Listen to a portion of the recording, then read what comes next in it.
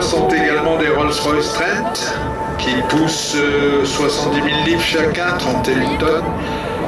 Chacun des 4 moteurs a à peu près le diamètre d'un fuselage d'Airbus 320, ça veut dire que c'est des gros moteurs, et la gouverne de profondeur, la gouverne qui est à l'arrière, l'empennage horizontal de l'avion, a à peu près la même envergure que la 320.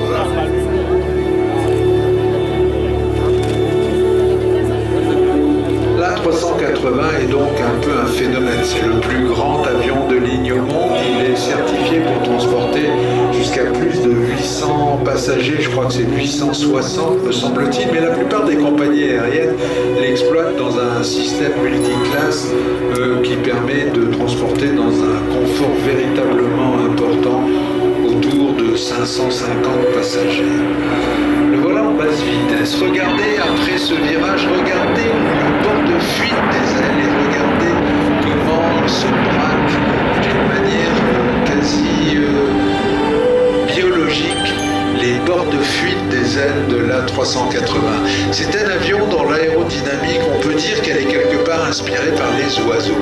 Regardez les ailes des oiseaux, ça bouge en permanence. Et là, eh bien, le contrôle de l'avion, et ça participe également de la maîtrise de l'aérodynamique de l'avion. Le contrôle de l'avion est assuré par des surfaces qui, à l'arrière de l'aile, sur le bord de fuite, passent leur temps à s'agiter en permanence et, pour ainsi dire, pilotent l'aile, alignent la structure de l'aile de la manière la plus aérodynamique et fine qui soit.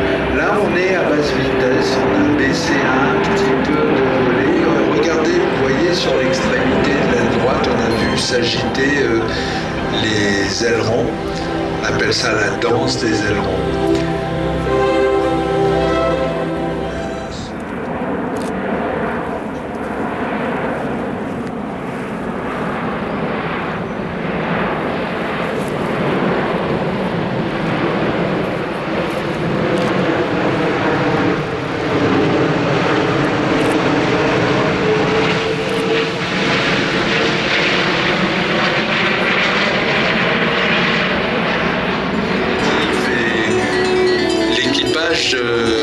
De Christophe, mais aussi tous les gens d'Airbus qui sont ici dédient leur vol, dédient ce vol à Jacques Rosé.